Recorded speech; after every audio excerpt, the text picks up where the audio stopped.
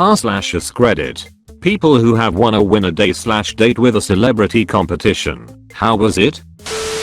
I'm going to be so late to this, and it's sort an answer to this question. Throwaway because I don't want my normal submates to focus on this. In 2005 I was in my last year of medical school at the University of Arizona when Hurricane Katrina hit. In the aftermath a bunch of us got permission from the med school dean to head down and help the real doctors. There were so many of us that we had a lottery system. I think UOF had a grant or donation to pay for 5/6 of us, and basically the whole class volunteered. Well, I got picked and went. It was hard, sad and grueling work. On the second or third day this new guy showed to more of the grunt work in our little section. Trash pickup, food delivery and handout, etc. I didn't recognize him at first, but after a minute the place was abuzz with the news that Brad Pitt was working with us, and sure enough it was him. He absolutely worked his ass off too, and after the first day the shock wore off. It became no big deal. On many occasions over the next few days Brad Pitt emptied out my trash cans, got me clean linens and even lunch. Those military pre-made meals is what we ate. He could not have been more down to earth, or nicer or more accommodating, and he never once asked for special treatment. He even sort of learned my name and called me Takei. As you can imagine, the patients just glowed upon seeing him, and he was always gracious and friendly and took what time he could to hang out with all of us. To this day, I've never seen that he sought or received any praise or notoriety for what he did. Contrast that to the other guy who had photo ops done of him standing in a canoe with a shotgun plastered all over the media. He left very unannounced, and we were told it was because he didn't want fanfare and his departure to distract from what we were doing. Still to this day one of the most memorable experiences of my life, and I will always have a tremendous respect for him. Edit. Sorry for the atrocious grammar. I'm laying in bed on my iPad excited to get this out before my story is even more buried. When I was 10 years old, I was a huge Star Wars fan. My mom happened to be dating a dude who was pretty into the convention circuit at the time, and so he took me to a Star Wars convention. This was '96. Cons weren't a huge thing, but the lineup of cast was actually pretty good. Among them were Peter Mayhew, Chewbacca, Kenny Baker, R2-D2, David Prowse, Darth Vader, and Jeremy Bulloch, motherfucking Boba Fett. I'll never know if we actually won this contest or if Mom's boyfriend pulled some strings, but he disappears for a minute and comes back saying we won a dinner with the cast at the Spaghetti Factory, my favorite restaurant at the time. As we were leaving, we see Jeremy Bulloch walking through the parking lot. We pull over and ask what's up, and he says he missed the bus to the restaurant, so he's going to skip it. Hell no, we gave Boba Fett a ride to dinner. There I'm crammed in a bench seat of a pickup with my goddamn idol, and he is this totally weird old British dude. He keeps whistling softly and then saying I think I hear a bird, and then like looking for the bird. I guess he was trying to entertain me, but I was too starstruck to understand what the hell was going on. Dinner was awesome. I sat across from Kenny Baker and I remember being amazed at how tall and beautiful his wife was. Peter Mayhew was the coolest. He was wearing a tie-dyed Chewbacca shirt and went out of his way to come and joke around with me. I haven't seen it in years, but I used to have a picture of him giving me nudges. Just the friendliest dude. Everyone was super cool, but at 10, I spent most of it being quiet and shy and not understanding most of the grown-up talk. It was still one of the greatest experiences of my life. Edit. Almost forgot the ending. Mom's boyfriend wrote letters back and forth with Jeremy Bulloch for a while after that. He did that kind of thing. He showed me a bunch of letters between him and Jerry Ryan too. One of them said make sure you say hi to Bloodfist. I don't know if it was prompted, but I've always really appreciated it. Not exactly the same thing, but in early 2009, I had just gotten back from spending a year in Iraq. I went to see my favorite band Fleetwood Mac play in Chicago. I had bought tickets for the meet and greet with Mick Fleetwood before the show. Turns out for that night only 7 people bought the package. 3 couples in their 40s and 50s and then me. I was 21 at the time. Anyways, we start talking to Mick, who is absolutely the nicest guy, and I told him that their music really helped me through the war. He says, I bet Stevie would like to meet you. And I laughed and said, oh yeah, of course Stevie Nicks would love to meet me. Mick laughed and after a few more minutes wrapped up with all of us. Fast forward about 10 minutes later, this guy comes and taps me on the shoulder and says, this is courtesy of Ms. Nicks. It was a backstage pass and a front row ticket. I was so excited I felt like I was going to pass out or thrown up. During the concert, Mick pointed at me and waved a couple times. He was really rad. The lady next to me thought that I knew him personally. I didn't tell her different because it was hilarious at the time. After the show I was brought backstage and the woman said, it'll be a couple minimums, we just have to wait here until she's ready. About 5 minutes later the door opened and I was led into Stevie Nicks' dressing room where it was just her 2 dogs, and her personal assistant. I had thought there would be a crowd and I would just get led through for a quick autograph.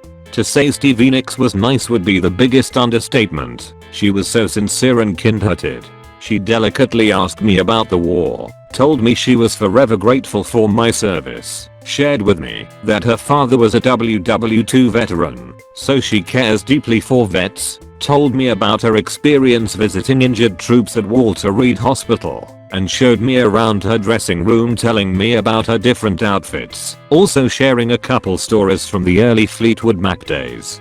After about 15 minutes I felt like I was overstaying my welcome and started to thank her and excuse myself when suddenly someone put me in a bear hug from behind. I was starting to have symptoms of PTSD then, and my first reaction was to fight whoever was behind me. Thankfully I didn't throw a punch because it turned out to be Mick with his then wife. I believe they are now divorced and twin daughters. He wanted them to come say thank you to me for my service, which really shows what a class act he was. Then we all sat down on the couches and chatted some more. It was fucking surreal. After spending 45 minutes give or take, Stevie suggested we take a picture and the woman who brought me back there took her camera out. I was between Stevie and Meg, which was awkward because she is very short and he is very tall. I'm 5 feet 8 inches, so I was right in the middle. But when I put my arms behind their backs for the photo I accidentally grabbed Mick's ass. I'm a lesbian, so it really wasn't on purpose, but I was mortified. He however was amused and it was laughed off. When I got home that night I ran upstairs to wake my parents up. I told them that I hung out with Stevie Nicks and Mick Fleetwood in Stevie's dressing room. They didn't believe me. It wasn't until a week later, when the woman who brought me backstage emailed me the photos, that they were jealous and blown away by the whole story. It was the best night of my life. Since then I've really struggled with PTSD and have attempted suicide more than once. When I get depressed I put on one of their albums and think about that night. They have no idea how much their music has kept me getting out of bed each morning. Sometimes it feels like it's the only thing I have. I've spent the past few Christmas alone and their live DVD keeps me company. I was friends with a girl and her brother when I was younger. Their mom suddenly died of cancer while they were still young. A short story contest came up at school that was nationwide and the prize was to visit the Harry Potter set in Europe and meet J.K. Rowling herself, along with some cast members. The prompt was something along the lines of, if anything from the wizarding world of Harry Potter could come true, what would you like it to be and why? To cope with the pain of her mother passing, my friend ended up writing an essay on how she would like a potion that could bring her mom back or just be able to see her and speak to her again. Weeks passed and she got the news that she, out of thousands of entries, won the contest. She got everything they said she would win, the tour and meet and greets. I remember showing us pictures when she got back of the whole experience and how truly kind everybody was. I won a lunch with George Takei through a charity auction. We met for lunch on the Paramount lot in Los Angeles. The auction was through a Japanese organization, so he ended up spending a lot of time talking about his experience with WW2 internment camps. It was really interesting to hear his perspective firsthand. Star Trek never came up, which is fine. because I'm more of a Janeway fan than a Kirk fan. After lunch, he took us, there were 3 of us total, me and 2 friends, for a tour of the studio lot. There wasn't any Star Trek stuff to see, except for one really neat little tidbit. He showed us where they filmed the part of Star Trek 4th where, at the end of the movie, the crew is splashing around San Francisco Bay with a bunch of out-of-time whales. Turns out, it's just part of the parking lot at the studio. It's sunset, so they flood it. There is a big wall behind the lot that they paint to look like the sky. Finally, before we left, George insisted that we have something autographed by him. We all went into the studio store together. He looked around, trying to find anything Star Trek related, but he couldn't. This was several years ago, before the new movies came out. He walks up to the lady working the register, and he says, using that very distinctive voice/tone of his, "Hello, ma'am, do you have anything Star Trek related?" She looks at him oddly, probably a little starstruck. She doesn't respond. George is looking a little hurried and annoyed. "You see," he says, "I was on the show."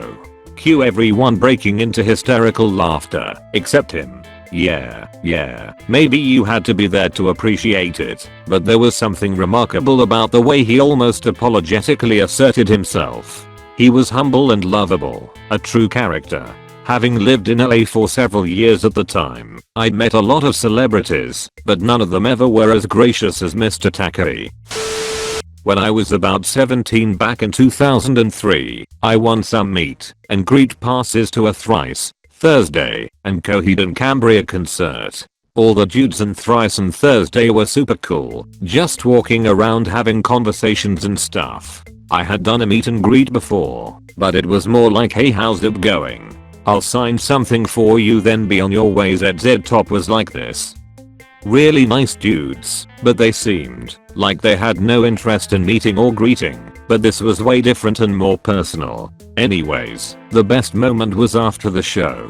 My ride bailed on me, so I'm just sitting outside the venue and I realize that I'm sitting next to the then bassist for Coheed. He's swigging some Captain and Coke out of a 2-liter bottle and chatting it up on the phone to his girlfriend. A bum on a bike rolls around and asks if anyone wants to buy his bike for $20.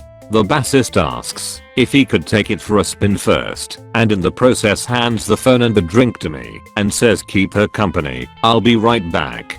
So here I am, talking to this dude's girlfriend and swigging his rum while he's cruising around on this bum's bike making Ric Flair WOOO sounds. He ended up buying the bike and throwing it in the back of the tour van.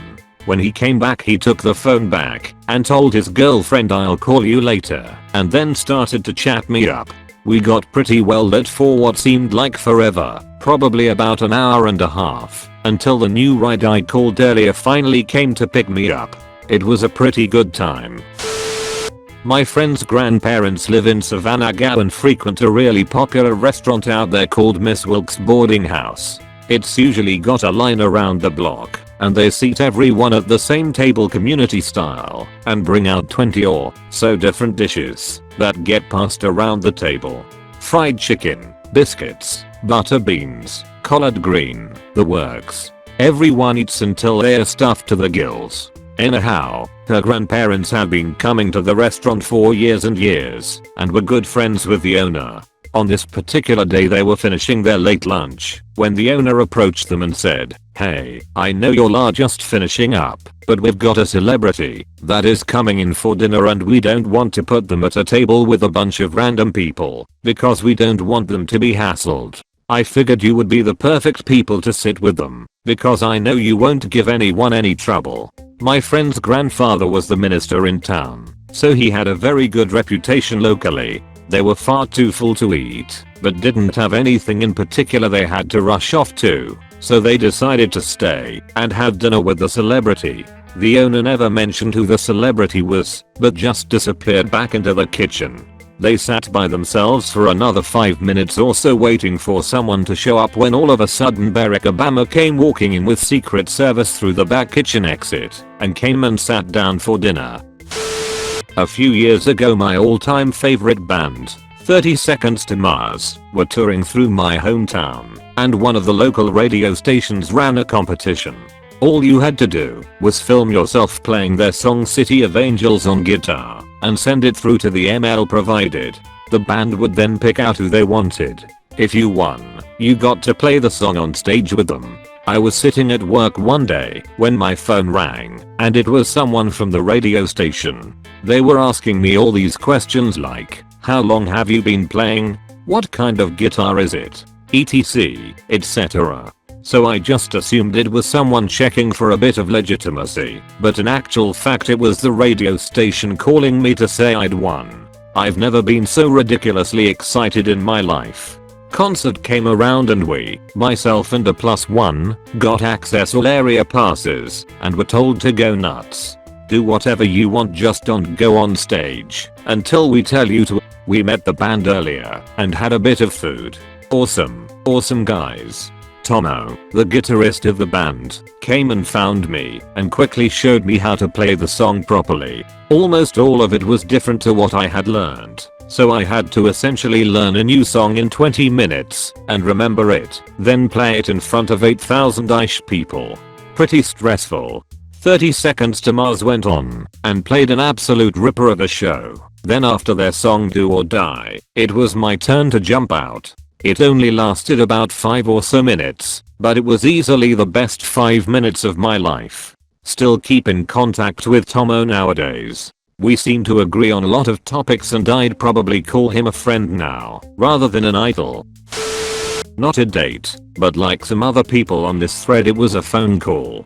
Joe Gatto from the Tenderloins, aka Impractical Jokers, posted on Facebook that he would call the first 20 people to donate at least $50 to the charity he was a part of. Being a mega fan and not broke at the time, I donated as soon as I saw the post, about an hour after it was posted. I figured there was not way I'd make it, but at least the money would go to a good cause. Oh, and I was at work at the time. Drive-through at Taco Bell. I was 18. I told my manager I was expecting a possible phone call and told he the situation. Everyone there knew about my obsession with the Jokers, so she didn't mind, but also didn't think I'd get the call. Well, it happened in between orders. I grabbed my phone, rushed to the other side of the kitchen, and answered. The 3-4 of them in the kitchen. It was late at night. Lobby was even closed. Were all silent as they watched and listened to the 18-year-old try her best to sound calm and natural.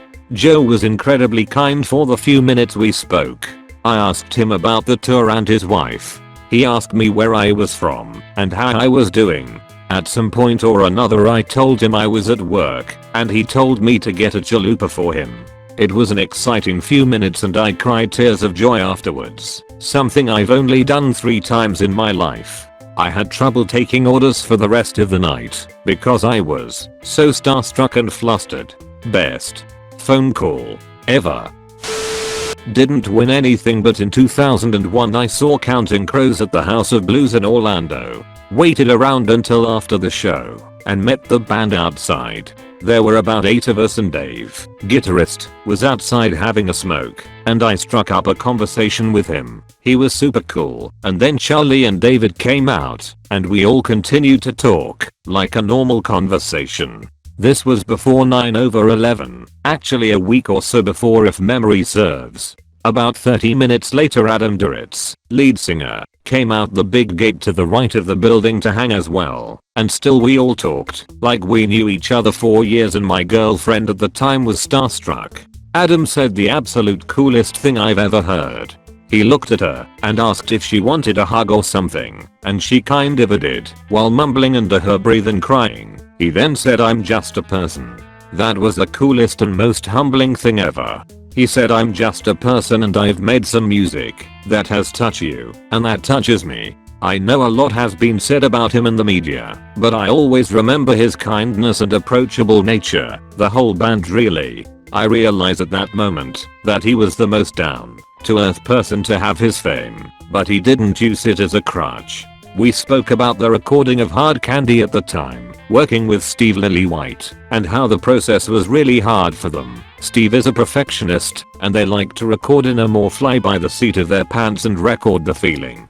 As it turns out, they did use another producer to refine that album. It was one of the coolest hours/moments of my life. I still love their music and I'll never forget I'm Just a Person. So great.